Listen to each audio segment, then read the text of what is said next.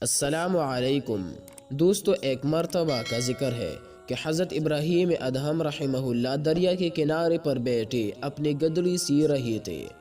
اچانک وہاں سے ایک وزیر کا گزر ہوا۔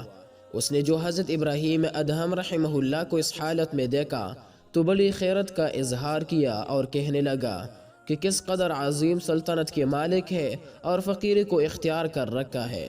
بادشاہ ہو کر فقیروں کی طرح گدڑی سی رہی ہے، جبکہ ادھر ان کے نہ ہونے سے سلطنت برباد ہوئی جا رہی ہے۔ حضرت ابراہیم ادھم رحمہ اللہ نے کشف کے ذریعے اس کے دل کی بات معلوم کر لی اور اس کو اپنے قریب بلایا۔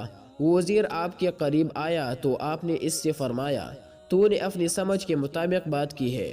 اس کے بعد آپ نے اپنی سوئی دریا میں پھینک دی اور پھر بلند آواز سے پکارا کہ میری سوئی مجھے دو۔ اچانک 200 دریا کے اندر سے ہزاروں مچھلیاں اپنے منہ میں 100 نیب کی سوئی دبائے ہوئی پانی سے باہر نکلے۔ حضرت ابراہیم ادھم رحمہ اللہ نے پھر آواز دی، اے اللہ، مجھے صرف میری سوئی چاہیے۔ چنانچہ اسی وقت ایک دوسری مچھلی برآمد ہوئی جس کے منہ میں حضرت ابراہیم ادھم رحمہ اللہ کی سوئی تھی۔